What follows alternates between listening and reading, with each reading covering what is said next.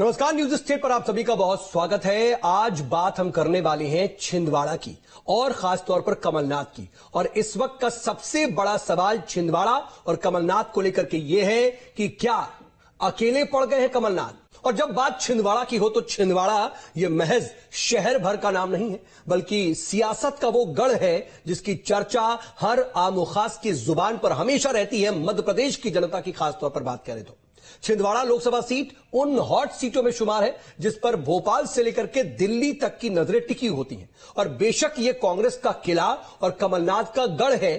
छिंदवाड़ा का नाम लेते ही कमलनाथ का नाम अपने आप ही जहन में आ जाता है। लेकिन जिस तरह से इस वक्त मौजूदा वक्त में बीजेपी ने छिंदवाड़ा में सियासी बिसात बिछा करके कांग्रेसी कुनबे में एक तरीके से सेंगमानी करनी शुरू कर दी है, उससे यहां की जो परंपरागत सियासी गणित है वो एक तरीके से उलझ कर रह गई है। और एक एक करके कमलनाथ के करीबियों को बीजेपी में शामिल कराकर क्या बीजेपी कमलनाथ को एक डेंट देने की कोशिश कर रही है? और इसका असर क्या कमलनाथ को अब हो रहा है? क्योंकि कमलनाथ हमेशा इसे नकारते रहे, लेकिन अब सोशल मीडिया पर बड़ा पोस्ट करके छिंदवाड़ा की जनता से अपील कर रहे हैं।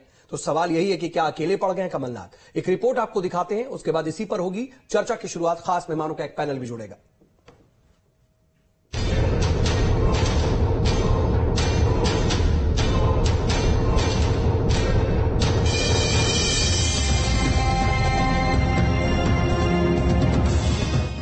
छिंदवाड़ा यानी कमलनाथ का गढ़ और कांग्रेस का अभेद किला, जहां करीब 44 साल से कमलनाथ ने अपने नाम का पर्याय छिंदवाड़ा को बनाकर रखा है। लेकिन इस बार वो अपने इस किले को बचा पाने की चुनौती से जूझ रहे हैं। ऐसा इसलिए क्योंकि छिंदवाड़ा में बीजेपी ने जबरदस्त सियासी जमावट कर रखी है।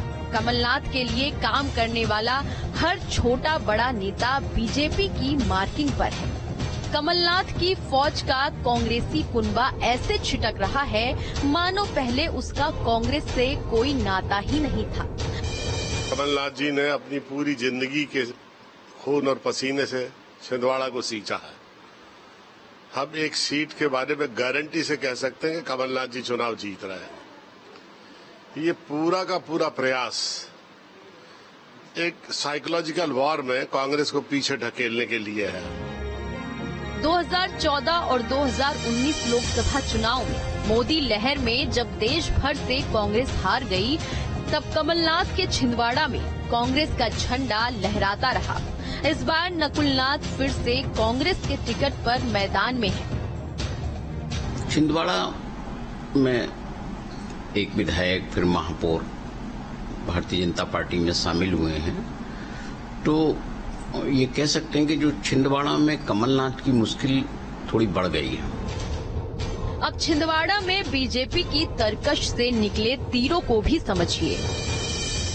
बीजेपी ने यहां युवा नेता विवेक बंटी साहू को मैदान में उतारा है। बीजेपी बीते लोकसभा चुनाव में महज 37,000 वोटों से पीछे रही थी।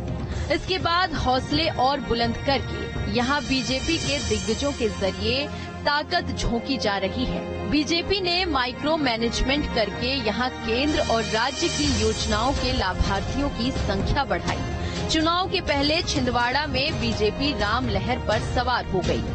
संगठन को मजबूत करने के लिए जमकर काम किया गया। कमलनाथ के करीबियों को तोड़ने पर बीजेपी ने फोकस किया। चुनाव से पहले कई करीबियों को कराया बीजेपी में ज्वाइन। चौरई से पूर्व विधायक गंभीर सिंह, पीसीसी महासचिव अजय ठाकुर, आढ़ुरना नगर पालिका अध्यक्ष संदीप घटोड़े, जिला उपाध्यक्ष सतीश मिश्रा, हर्रई जनपद अध्यक्ष कंचना उइके बीजेपी में शामिल हो गयी। इसके अलावा कमलनाथ के करीबी सैयद जाफर ने बीजेपी ज्वाइन करके चौंका दिया। अमरवाड़ा से विधायक कमलेश शाह, कमलनाथ के बेहद करीबी और पूर्व मंत्री दीपक सक्सेना ने भी पार्टी छोड़ दी। दीपक सक्सेना के बेटे अजय सक्सेना ने भी बीजेपी ज्वाइन कर ली। अब छिंदवाड़ा महापौर विक्रम आहाके ने भी कमलनाथ का हाथ छोड़ बीजेपी के साथ हो गए हैं। छिंदवाड़ा नगर निगम के सम्मानीय महापौर विक्रम आहाके जी नकुलनाथ और कमलनाथ के शब्दों से आहत होकर जिन्होंने आदिवासी समाज का अपमान किया, तो उन्होंने निर्णय किया कि अब मैं भारतीय जनता पार्टी के साथ, माननीय प्रधानमंत्री मोदी जी के साथ भारतीय जनता पार्टी की सदस्यता ग्रहण करके देश और समाज के लिए, आदिवासी समाज के लिए भूमिका निभाने का काम करूंगा। अब छिंदवाड़ा में वोटरों का गणित भी समझ लीजिए। यहाँ कुल 16,32,896 वोटर हैं। इनमें से 8,24,832 पुरुष और 8,08,051 महिला वोटर्स हैं। फर्स्ट टाइम वोटर्स की संख्या 53,555 है। यहाँ आदिवासी आबादी सबसे ज्यादा करीब 37% है। वहीं अनुसूचित जाति वर्ग 12% हिस्सेदारी रखता है। मुस्लिम आबादी करीब 5% है। कुल छिंदवाड़ा में 75% वोटर ग्रामीण हैं और शहरी वोटरों की संख्या 25% है। छिंदवाड़ा केवल पॉलिटिकल सीट नहीं है, बल्कि कांग्रेस के लिए ये उसका गुरूर है। 2018 में जब कमलनाथ ने मध्य प्रदेश की सियासत में कदम रखा, तब छिंदवाड़ा के विकास मॉडल को बीजेपी शासन के अगेंस्ट खड़ा कर दिया और इसे बड़ा राजनीतिक मुद्दा बनाया। अब बीजेपी ने छिंदवाड़ा में सेंधमारी शुरू की है और यदि यहां पर बीजेपी को फतेह हासिल हो सकती है तो ये उपलब्धि अमेठी और रायबरेली से कम नहीं होगी। वीडियो जर्नलिस्ट प्रदीप बैस के साथ संदीप भमरकर, न्यूज स्टेट मध्य प्रदेश छत्तीसगढ़। और देखिए, आज हम बात कर रहे हैं कमलनाथ की कि क्या वो अकेले पड़ गए, लेकिन अभी बहुत ज्यादा वक्त नहीं गुजरा है। विधानसभा चुनाव के नतीजे के बाद ही अभी कुछ महीने एक डेढ़ महीने पहले ही स्थिति ये हो गई थी कि कमलनाथ और नकुलनाथ के खुद बीजेपी में ज्वाइन होने की अटकलें आने लगी थी। गहमागहमी हो गई थी भोपाल से लेकर दिल्ली तक, और यहां तक कि अब जो परिदृश्य बन रहा है उस परिदृश्य को इस तरीके से कहा जा रहा है कि कमलनाथ और नकुलनाथ को ठुकराकर बीजेपी ने ऑपरेशन छिंदवाड़ा पर अलग तरीके से काम किया। जरा हम इसको समझेंगे और हमारे साथ बातचीत के लिए खास मेहमानों का एक पैनल जुड़ गया है। वरिष्ठ पत्रकार प्रकाश त्रिवेदी जी हमारे साथ मौजूद है। प्रकाश जी, आपका बहुत स्वागत है। इसके अलावा डॉक्टर गुलरेज शेख है, प्रवक्ता है बीजेपी के। गुलरेज साहब भी हमारे साथ जुड़ चुके हैं। गुलरेज भाई, आपका भी बहुत स्वागत है। और उसके अलावा अमित शर्मा है, प्रवक्ता है कांग्रेस के और महामंत्री भी है मध्य प्रदेश कांग्रेस के। अमित शर्मा जी, आपका भी बहुत स्वागत है। और अमित जी, शुरुआत आपसे ही करना चाह रहा हूं क्योंकि कई तरह की स्थितियां हैं। अभी तक तो आप ये कहते रहे कि हमारा गार्बेज समेट रही है बीजेपी। अभी तक ये कहते रहे कि हमने जिन लोगों को नजरअंदाज कर दिया है, जिन लोगों को हमने हाशिए पर डाल दिया है, उनको ले रही है। लेकिन अब एक फेहरिस्त है, सिटिंग महापौर भी हो रहे हैं, पूर्व विधायक हो रहे हैं और भी बहुत से लोग, और उसका असर यह है कि अब आप और कमलनाथ भी विचलित हो रहे हैं। बड़ा आज एक्स हैंडल पर पोस्ट आया, उनके विचलित होने का यह प्रमाण है कि वो समझ रहे हैं कि अब कहीं ना कहीं आसपास को तो जमीन खोदी जा रही है, नींव खोदी जा रही है, लेकिन अब इसका असर सियासी तौर पर भी चुकाना पड़ सकता है। तो क्या माना जाए कि ऑपरेशन छिंदवाड़ा, मिशन 29 के साथ साथ खास तौर पर ऑपरेशन छिंदवाड़ा का जो प्लान बीजेपी ने बनाया है, उसका असर अब हो रहा है और सियासी नुकसान की आशंका कांग्रेस को है? देखिए, मैं सबसे पहले ये बताऊं कि जो छिंदवाड़ा है वो न केवल कांग्रेस पार्टी के लिए बल्कि राजनीतिक दलों में जो लोग जनप्रतिनिधि बनते हैं उनके लिए भी एक प्रेरणा है। कहीं ना कहीं अगर विकास का दूसरा नाम अगर कहीं कहा जाता है तो उसका नाम कमलनाथ कहा जाता है। मैं आज ये बता दूं कि जो लोग जा रहे हैं, हर एक कार्यकर्ता को बनने में बड़ा समय लगता है और चीजें, परिस्थितियां निश्चित तौर पे बुरा जरूर लगता है। लेकिन मैं आज आपको बता दूं, चाहे कमलेश जी चले गए हों, हमारे विधायक आज महापौर जी चले गए हों, या आज वहां इनके जब चुनाव हुए थे तो वहां की जनता ने ना कि इनके चेहरों पर वोट दिए थे, बल्कि इनकी वहां की जनता ने हाथ के पंजे का बटन दबाया। और ये खुद इनके चुनाव के भाषण, क्योंकि कई चुनावों में मैं खुद गया हूं, और इनके चुनाव जब होते थे तो ये कहते थे हर चुनाव में, जब वहां का विधायक का चुनाव हो या महापौर का चुनाव हो या नगर पालिका का चुनाव हो या छोटे बड़े छिंदवाड़ा के करीब 58 चुनाव हो, हमेशा कहा कि जो कमलनाथ जी ने विकास कराया उस विकास की मोहर पर, विकास के नाम पर आप आज हमें विधायक बनाइए, आज हमें महापौर बनाइए। तो मैं कहना चाहता हूं, और मैं थोड़ा सा पूर्व में भी और ले जाऊंगा, ये चुनौतियां हमेशा कमलनाथ जी ने और कांग्रेस पार्टी ने स्वीकार की हैं। आज जो धरातल पर चुनौतियां हैं उसे पुनः हम स्वीकार कर रहे हैं और चुनावी मैदान में हैं।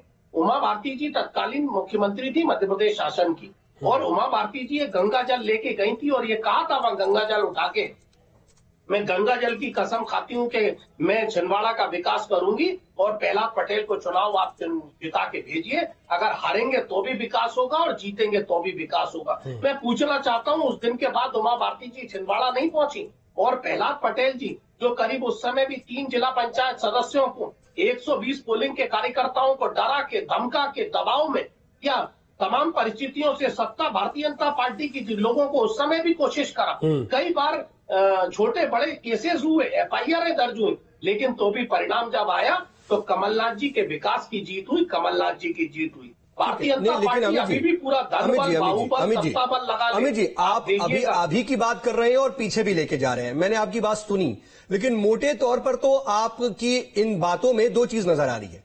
एक तो थोड़ी सी लोगों से अपील नजर आ रही है, दूसरी एक सफाई नजर आ रही है कि भाई हमने देखिए बड़ा विकास किया, हमको छोड़ के मत जाना। मैं तो अभी की लड़ाई की बात कर रहा था कि क्या अब आपको लग रहा है कि जो ऑपरेशन छिंदवाड़ा में नाम दे रहा हूं कि ऑपरेशन छिंदवाड़ा के तहत बीजेपी आगे बढ़ी है, उसका खामियाजा भुगतने की आशंका है क्या? अब लग रहा है क्या कि सियासी नुकसान होगा छिंदवाड़ा में? आप इसका जवाब दीजिए ना मुझे, मैं ये समझना चाह रहा हूं। कमलनाथ जी 9 बार चुनाव लड़े, ये हमेशा बीजेपी का ऑपरेशन छिंदवाड़ा हमेशा चला है। शिवराज सिंह चौहान जी के तत्कालीन मुख्यमंत्री के बयान भी उठा लीजिए, चाहे BD शर्मा जी के बयान उठा लीजिए, ये ऑपरेशन छिंदवाड़ा हमेशा चलाते हैं। ये चुनौतियां जरूर होती हैं, लेकिन वहां की जनता सारे ऑपरेशनों को धराशायी कर विकास के दूसरे नाम कमलनाथ को वहां का नेतृत्व देते हैं और कहीं ना कहीं वही नेतृत्व के कारण आज छिंदवाड़ा विकसित छिंदवाड़ा की ओर। ठीक है, ठीक है। लेकिन गुलरेज साहब, ये ऐसा क्या हो गया? आप तो कमलनाथ के करीबियों के पीछे पड़े हैं, लेकिन खुद कमलनाथ और नकुलनाथ आने वाले थे, ऐसी खबरें आ रही थी, लेकिन आपने उन्हें ठुकरा दिया। ये मीडिया रिपोर्ट्स हैं, आप भी इससे वाकिफ होंगे कि मीडिया रिपोर्ट्स नहीं है कि आपने कमलनाथ और नकुलनाथ को ठुकराया और प्लान बी के तहत आगे काम किया और कहीं ना कहीं उनकी नींव कमजोर कर रहे हैं। मुस्कुरा रहे हैं आप, लेकिन आधा दर्जन से ज्यादा उनके करीबियों को अकेले छिंदवाड़ा से बीजेपी में शामिल कराकर महाकौशल का जो किला है वो फतह कर लेंगे? या फिर लगता नहीं है कि एक नेगेटिव मैसेज जाएगा जनता में कि बीजेपी ऐसा करी? क्योंकि आप देखिए, कमलनाथ जी ने एक बड़ी बात कह दी कि धन बल है, सत्ता बल है और साजिश है। क्या यह मैसेज जाएगा? सिंपैथी नहीं मिल जाएगी?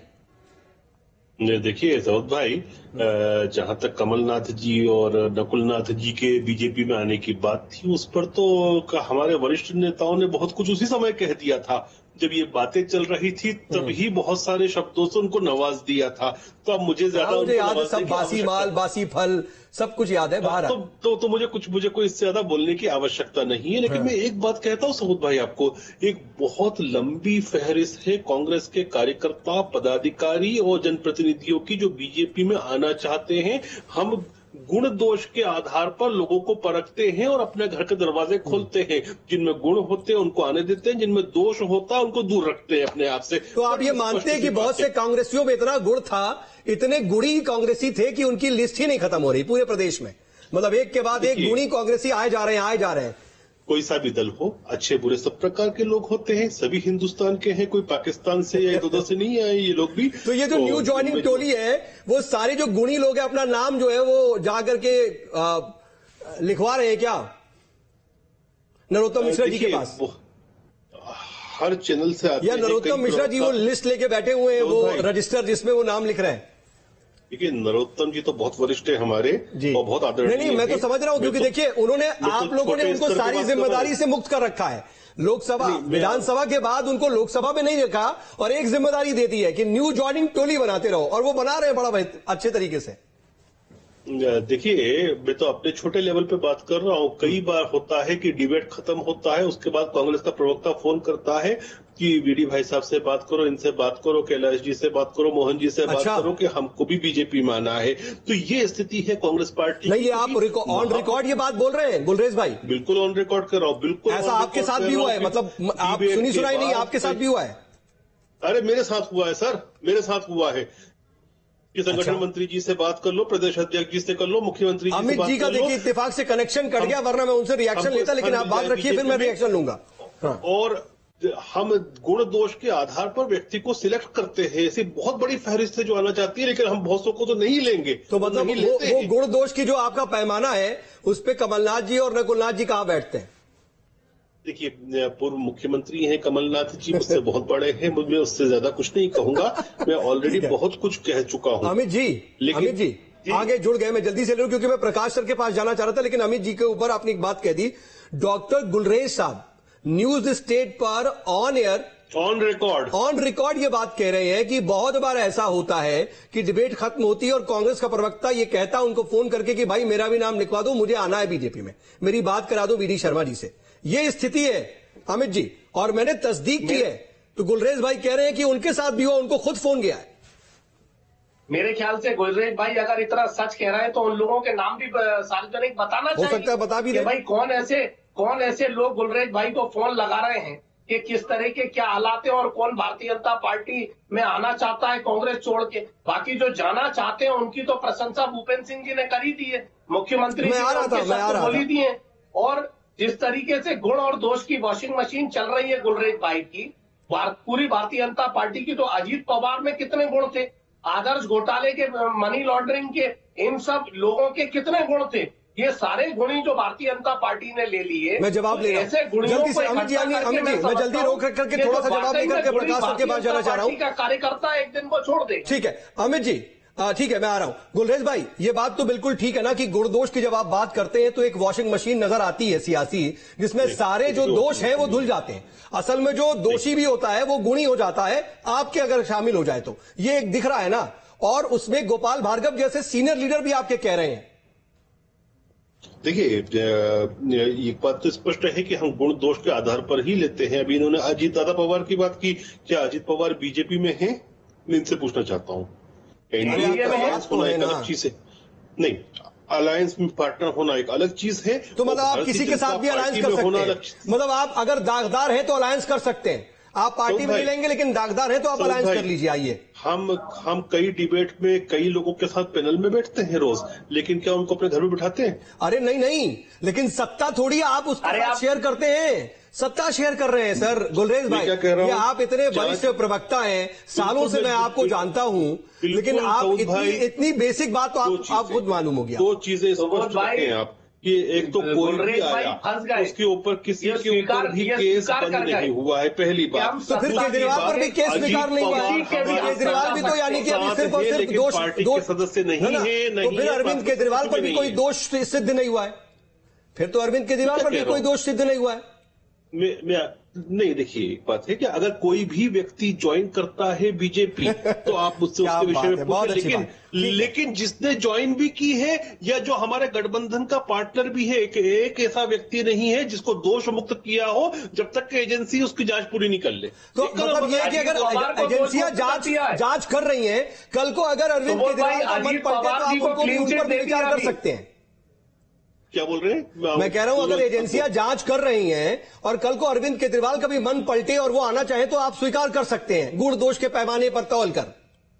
तो तब की तब से देखेंगे, हाइपोथेटिकल बात। ठीक है प्रकाश सर ये समझ में नहीं आ रहा है गुलरेज भाई जो बातें कह रहे हैं, आप इसको कैसे, आप तो बड़ी बारीकी से समझते हैं सर, क्या वाकई कमलनाथ अकेले पड़ गए हैं और जो बीजेपी का गुण दोष की जो वॉशिंग मशीन है उसको बड़ी बातें उसकी की जाती हैं? देखिए, कमलनाथ जी की राजनीति को हमको समझना पड़ेगा। कमलनाथ जी की राजनीति जो रही है 1980 के बाद मध्य प्रदेश में, उसके प्रति भारतीय जनता पार्टी के तत्कालिक नेतृत्व का हो या वर्तमान नेतृत्व हो, उसका एक सॉफ्ट कॉर्नर हमेशा रहा है। और इसीलिए कमलनाथ जी के क्षेत्र में छिंदवाड़ा में किसी की भी सरकार रही हो, विकास के काम हमेशा होते रहे, अधिकारियों की पोस्टिंग उनके हिसाब से होती रही और राजनीति भी उनके हिसाब से चलती रही है। लेकिन जब से कांग्रेस की अपनी आंतरिक राजनीति में कमलनाथ जी कमजोर पड़े हैं तो उनका जो अनुयायी वर्ग है, जो कमलनाथ जी के साथ राजनीति करता है, जो कमलनाथ जी के साथ सांसद विधायक महापौर बना है, उनका जो कार्यकर्ता है, अब उसको ये लगने लगा है कि उसका जो भविष्य है वो कांग्रेस में सुरक्षित नहीं है, तो वो अपने भविष्य के प्रति चिंतित होकर अब वो दूसरे राजनीतिक दलों में अपना स्थान ढूंढ रहे हैं। सर मोटे तौर पर ये तो अवसरवादिता है ना, फिर मतलब कोई जो है कोई विचार नहीं है, मोटे तौर पर ये सीधा अवसरवाद है। बिल्कुल, क्योंकि कमलनाथ के कांग्रेस की आंतरिक राजनीति में कमजोर होने के बाद उनके लोगों को अपना स्थान ढूंढने के लिए एक तरह से वो एक उनका फोकस ही हो गया है कि हमको अपना तो जब तक मलाई मिलेगी तब तक नेता के साथ रहेंगे, फिर अगर मलाई नहीं मिल रही है तो जहां बेहतर मिलेगी मलाई वहां जाएंगे। ये एक राजनीति का वही हो गया है, क्योंकि कोई राजनीति में आता है तो वो निश्चित तौर पर कुछ ना कुछ फायदे के लिए ही आया है। समाज सेवा तो कहा जाता है, आप खुद समझते हैं इस बात को अच्छे से। नहीं, अब तो सर मुझे लगता है कि ये ना ढकी छिपी बात नहीं रह गई है, अब तो सीधे तौर पर यह बात क्लियर है, जनता भी जानती है कि कोई भी समाज सेवा के लिए आता ही नहीं।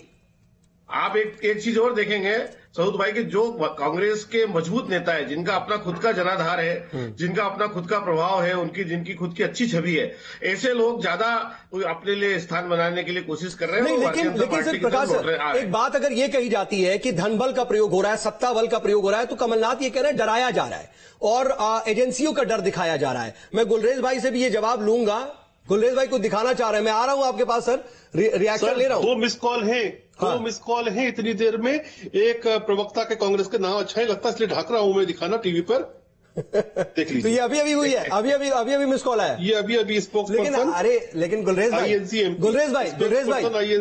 भाई मेरे पास भी आपका नंबर है, अगर मैं आपको फोन करूं और आपका फोन मिस हो जाए तो आप ये थोड़ी समझे कि मैं बीजेपी में आ रहा हूं। आप तो ये कहेंगे ना सऊद भाई हालचाल लेना चाह रहे हैं, क्यों फोन आया उनका, मैं समझ रहा हूं। हो सकता है तो पता करिए ना, सिर्फ मिस कॉल पे आधार ये थोड़ी बना लिया जाता है कि वो ज्वाइन करना चाह रहे हैं। भाई कांग्रेस में भगदड़ मची है जिसको कहते हैं। ठीक है, मैं आता हूं।